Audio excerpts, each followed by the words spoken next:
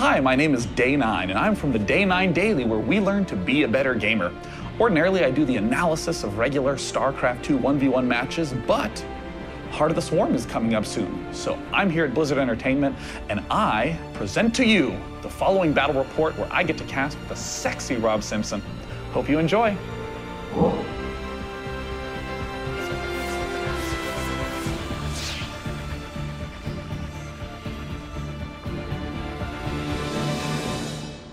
Hello, my name is Sean Day9 Plot from Day9 TV. And I'm Rob Simpson from Blizzard Entertainment, and today we are going to be watching a very special StarCraft 2 match from Heart of the Swarm. Now, it is important to note that this is a development build of the game, so all of the balance and all of the units that you see here are not necessarily final.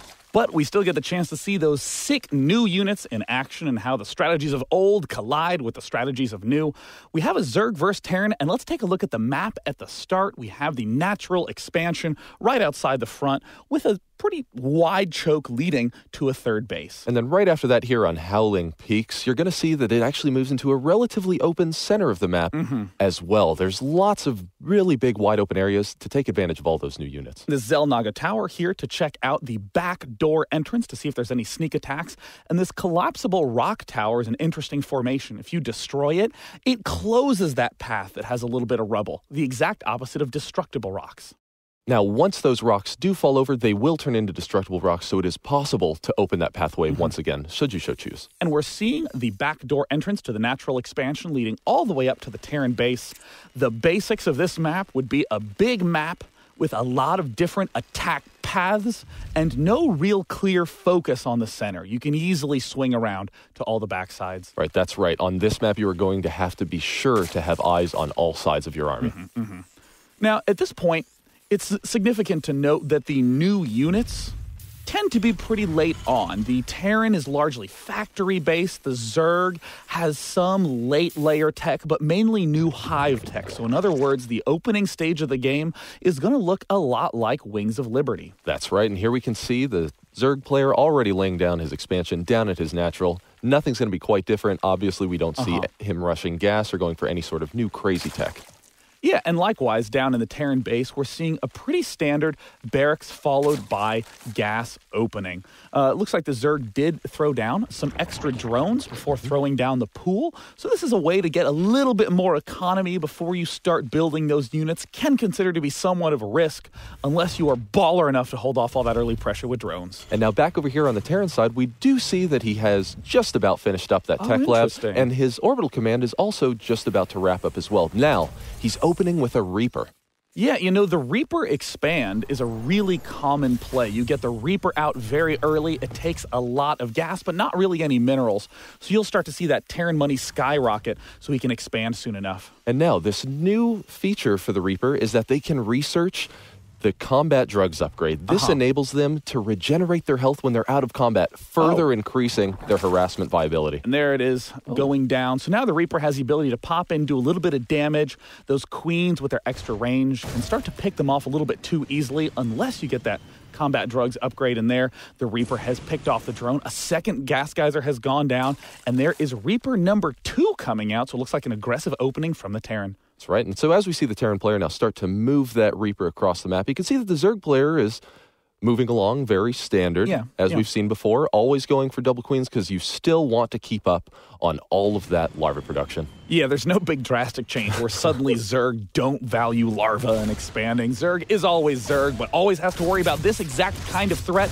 There's the queen starting to pick off that Reaper. Reaper's going to pop out of battle, and we see combat drugs is almost finished at just needs a few extra seconds, but in the production tab in the top left, you will see that extra command center going down, and you can hear that healing noise on the Reaper as it pops back up to maximum health again. That's right. Now, fortunately enough for him, just as that Reaper hit the out-of-combat phase, he was now able to heal all the way back up to full HP and is ready to get in once again. Here we see him jumping up the cliffs, as he so often does, and now moving around to potentially, oh no, that queen denies it. Now you'll notice that the Reapers no longer have an anti-building fire. That is true. They have to rely just on that regular fire, which is still more than enough to pick off those drones. And we see it looks like Terran has to be careful. That Reaper is getting very low on life, but still will be able to pop out. And I even like that juke Terran did, where he hopped up on the low ground and hopped back down just to make sure that there was nothing there to kill him off. And so once again, we can see the Reapers falling back as they wait to heal up, and another Reaper joins into the force. Ooh, 3 really is the money number. You can kill drones in one shot with all 3 of them. So now, while the Terran's doing all of this, you can see down on the mini-map, Terran has taken an expansion, and Zerg is still just scrambling to make sure that he can deflect this type of onslaught. Well, now, fortunately enough for the Zerg player, he is already repositioned with those queens down at the natural, because otherwise he would have easily been able to swing around there and harass those drones. Now, at this point in time, Zerg is playing in a very normal Zergy way from Wings of the Liberty, just making queens, getting that 3rd hatchery up very early that you see down right there. Huge focus on larva, very much so a Dongray Goo style of Zerg vs. Terran. That's right, because as always, getting your macro as strong as possible early in the game is obviously going to pay off, and now we have the Reapers moving around and one-shotting those drones just left and right. The queens are a little late to the party. Oh, one of the Reapers go down. Will the other 2 be able to escape? No, one more goes down as well. And the unscathed Reaper makes it out just barely. And even though it looks like Terran might end up losing all these Reapers, did a huge amount of drone damage. And whoa, drones not quite swift enough to pick off that one Reaper. And at this point in time, though Terran lost those Reapers, he got the chance to see absolutely everything going on in the Zerg's base. And now, at this point, at the 8-minute mark in the game, we see the brand new unit in production, the Widow Mine. Oh man, and these Widow Mines are such a valuable asset to the Terran force. Looks like we will get the chance to see the Widow Mines moving through the center of the map. And I mean, as you're talking about, Rob, the Widow Mine really helps shut down attack pathways. Yes. These Widow Mines are like manually controlled spider mines from StarCraft 1. You burrow them, and when a nearby unit pops up, you can see that radius where they will attach on, and 10 seconds later, detonate, killing everything nearby. That's right. So the Widow Mine is a great interim solution until you're able to establish that space control with your siege mode on your tanks. And now we can actually see the Reaper. It's looking like he's trying to bait out the queens. The queens are getting just a little too close. And there, it's been nabbed, and it looks like 10 seconds will pass before that one queen detonates. And the other queen got nabbed too. And see you later, Queen 1, as they continue to try to add creep. They too will go down. So very nice emergency creep spread with 10 seconds left to live. Right, just trying to get any additional mileage out of those queens that they possibly can. And now we can see that the Zerg player has just double expanded, moving on to both his 3rd and his 4th base. And the Terran player is starting to scan to retake his control of the map, but unable to kill those creep tumors in time. And in the meantime, I'd like to note that the Widow Mine is produced out of the regular old factory, so Reactor Factory can produce them 2 at a time. That's right, and they only cost 75 minerals and 25 gas, so relatively cheap. And they're also cheap on the supply count as well, only requiring 1. Yeah, that's a huge step up from the Hellions that required 2. You can get them out quickly because they build fast, but man, do they force you to make a lot of supply depots. And now the Terran player is staying active on the map with his Reapers, and now back over here in the Terran base, he's now starting to move out for his 3rd, and now we can see the Hellions. They were just in their battle mode and have now switched back into Hellion mode to move across the map faster. Now, when they're in battle mode, they have 50% extra HP. And they also fire in that wide cone. They're a lot better in direct engagements, but the good old classic Wings of Liberty Hellions, still excellent for these harassment maneuvers. Being able to pick off all these units, he has to be careful. There's the Zerglings now surrounding. A great surround on that creep. I really think Terran might have to go switch into battle mode to engage those Zerglings effectively. Oh, wow, that would certainly help him if he's going to stay out there. But, it's looked like he's been deterred enough to fall back into the 3rd base. And now we can actually see another new Zerg unit being created in the production tab. Swarm Host is one of the new Zerg units, burrows under the ground and unleashes locusts 1 at a time, very much so like Broodlords launch the Broodlings, and we see that research up there allows those locusts to live a little bit longer, and wow, a really fast hive tech really to make use of those brand new Swarm units. And now we can see, once again, Terran player is staying very active with those Hellions and moving up into that 3rd base. Just as the Spine Crawler finishes, but the pre-igniter upgrade is finished, and he is just frying those drones. They don't even need to be lining up, and it looks like he will just roast as many drones as he can anyways. A lot of economic damage done to that top left expansion. Queen's Spine still have very long range. Looks like these Hellions will be deflected.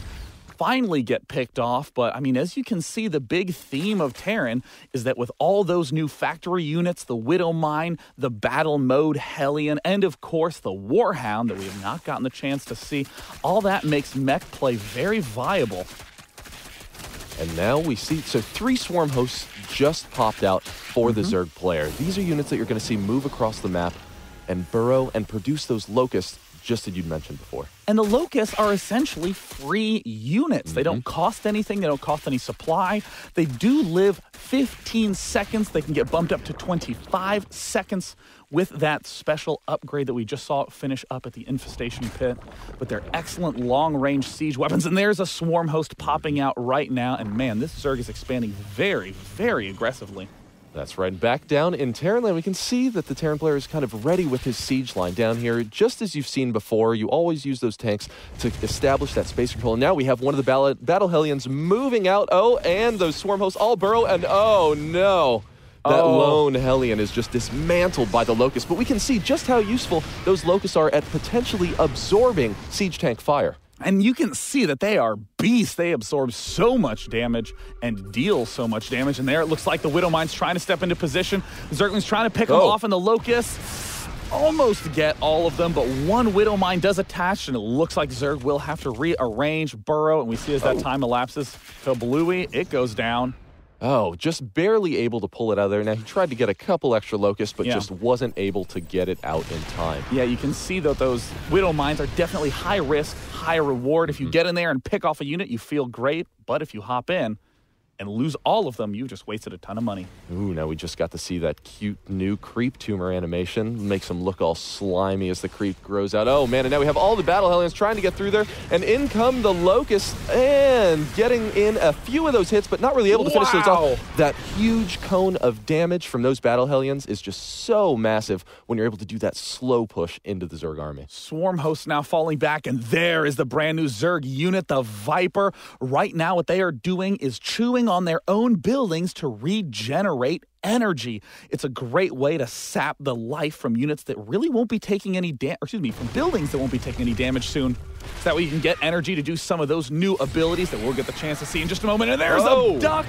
picking up one of the siege tanks and taking it down, but here comes a huge pack of Widow Mines. Oh no, and all the Widow Mines are getting in. They may be able to burrow in time. Oh no, the Zerg player is not going to be able to get away from those. And they all latch on, and it's just a matter of time until that army is gone. And there we see 2 of the swarm hosts running away. The rest die immediately, and a huge swing of supply. Oh, yes, that is the carnage that Widow Mines can be. As you can see, as long as they're able to get out there and burrow and attach to a target, the reward can be wonderful. And now we see the slow-moving mech army, the battle mode Hellions with their 45 extra life and their huge radius of damage. Now moving forward with the siege tanks. No Warhounds out on the map, still relying on that classic anti-mutalist unit, the Thor. Wow, and now you'll see a slightly different army composition than we have currently in Wings of Liberty. You can see so many Hydralisks out there, and now here they are relatively quickly moving across that ground. Yeah, the Hydralisks do have a high tech speed upgrade that should be kicking into action soon if Zerg wants to maintain that effectiveness in the late game. And it looks like some of the Widow Mines do attach, but they don't really do that much damage, Rob. Oh, no, because when you just have a bunch of small, individual, low-cost units, the Widow Mines really cannot hit their maximum cost efficiency. And now we see the Terran player pushing up into that third, and it's looking like it's now forced the Zerg player to pull back his army to try to eliminate this threat. Oh, Terran doing a great job just distracting Zerg. We see another Viper there. We'll have to consume on a building to get enough energy to do a well-timed abduct and pick off some of those Thors or even the siege tanks. They're consumed going again. Now, consuming in a situation like this can be a little bit risky because the Terran player isn't too far away, so any amount of additional damage done to your buildings can end up hurting you. Absolutely. I mean, we do see that huge pack of Hydras moving through the middle of the map, and even though there's this destruction going down, on this side of the screen we see in the bottom right, yoink! Just snatches up the Thor. Really nice grab there. And the Zerg player in the bottom right has started to re-expand while there's this attack at the front. Those Battle Hellions have to be very careful. The Hydralisk range and speed is so sick, and we see the Vipers continuing to consume. The Hydra Viper Hive Tech combo is just brutal. Oh man, just biding their time and getting in there. Oh, and pulling the tanks as they siege, enabling them to get focused fire down from the Zerg player. Now the Zerg player is looking in condition to break through this siege line. We're seeing some great new Hydralisk death animations as finally the mech beast mode army of Terran is eliminated. And you know, those Vipers worked so well, no reason to stop using them. Did consume a building to death. Wow. Which is something you always have to be watchful of if you are one of those high APM spammers who closes his eyes. And now, amidst all the carnage, we can see that the Zerg player has taken advantage and re-expanded the lower right-hand corner and to the area right next to that Xel'Naga Watchtower, but the Terran player doesn't like this. Terran player is going to immediately try to kill that bottom right, might even pick off those collapsible rocks to cover his retreat path. We see those slow Hellions should definitely go into fast Hellion mode if they want to catch those drones, but no, Terran opts to keep that army nice and tightly packed together. Does not want to run the risk of getting caught off guard after losing his whole army to that Viper Hydra combo. Oh no, and now we've got the Zerg player just scrambling to try to get any semblance of his army down to there. And right now, this base is just so saturated. If those Hellions would make it in there. Look at the speed of those Hydralisks. They're like rocket ships. And you can see them just slithering across at lightning speed, now getting down into the Terran's base to try to get a bit of a counterattack, taking down a few of those Battle Hellions. Now, in small numbers, the Battle Hellions will not be able to handle a fight like this, but now we can see the Zerg player getting his ultimate revenge. Hydra suddenly become an extremely potent harass unit, but they're going to have to head back home soon if they want to re-defend this right side base that looks like it's getting taken down for the second time. Both players in a crazy, crazy series of base exchanges. That's right. Now we actually have the Terran player both pushing up through the center of the map as he clears off what few threats are at his base. And we also now have him establishing a siege line in the middle, and there are only Hydralisks trying to fight up. Oh, but in comes the Abduct. Just snatching up those siege tanks one at a time, really knocking down the damage-dealing mixture of that force. No Infestor Broodlord necessary. This mobile early Hive Tech force is relatively cheap on the resources, and as you can see, cleans up a mech army quite well. Oh, and now the Zerg player getting out here. He's going to land down that expansion. And he's also expanded up to the top left corner of the map as well. The Terran player has largely lost his map control at this point in the game. He really doesn't have an active force to be moving around. Oh, and the Hydras once again dealing a bit of damage. And this is the interesting aspect of these new Hive Tech units. The traditional Zerg players going for Infestor Broodlord, a slow army that has to stick together, meaning the Terran can counterattack, mass expand, and there's not that much Zerg can do. But now, with the speed Hydras, the fast-flying Vipers, Zerg can be in so many different places at once, expanding on opposite corners of the map. It is the true Swarm Zerg. Right now, oh wow, those Vipers actually look just a little overexposed. Will they be able to get in a couple of those Abducts? No, the Zerg player is now forced into a bit of a retreat, now pulling in one of those tanks. Oh yes, now just as you mentioned before, both the Zerg speed combined with their ability to make their opponent uncomfortable is really just so strong. And we're seeing another counterattack, just as you're saying, going on at the left expansion while these Hydras are denying the right. I mean, the Hive Tech Zerg is suddenly hyper-mobile, and we even see some Ultralisks in production with their new Burrow Charge upgrade. Those tank lines will be busted in no time. Oh no, those Hellions realize their mistake of engaging. Oh, a couple more tanks pulled directly into that Hydralisk army. And now it seems like the Terran player has been dismantled. Terran losing that bottom base, we see deciding to go for a counterattack force up at the top left. The mech so much more mobile with this new mixture, allowing those Battle Hellions to lead the charge with their extra boosted health, clean up the front lines. No real fear of Zerglings, Hydralisks, very easy to deal with when those numbers get high, but with those Ultralisks popping out, Rob, I'm starting to get real scared when we see that pack on the mini-map. Oh man, and if this ends up being the final composition for the Terran player, he could be in some serious trouble. Now here he is still staying aggressive, not willing to give up, but the Ultralisks have arrived. The Ultralisk with that Burrow Charge upgrade, cannot wait for that to blast down that line of tanks. Going to be extremely effective as it allows the Ultralisk to get right up underneath the tanks and knock all those units back. But still, even if you can take out the mech army, what angle do you go for? He's just going to go straight for the counter. Why kill the army when I can kill your base? And now we can see the Zerg units are just flying around the map, absolutely destroying the undefended Terran base.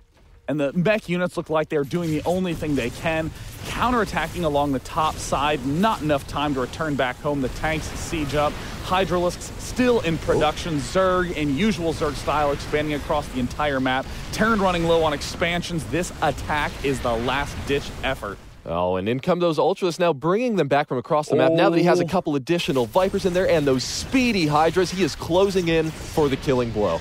And as he's moving up, he has to position this very carefully. The mech army still extremely good in these large numbers. He's abducting, pulling tanks away from the front lines. There's the Ultralisk charge underneath the ground, allowing them to plow directly up to those tank lines, pulling those last 2 siege tanks back away, reducing the full damage output.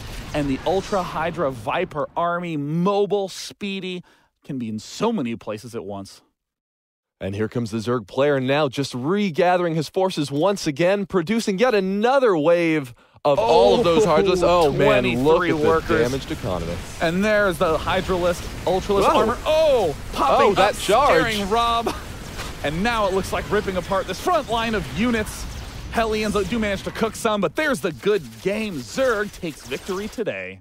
So we hope you got the chance to enjoy this new showcase of strategy and units in Heart of the Swarm. I'm Day 9. And I'm Rob Simpson. Thanks for watching.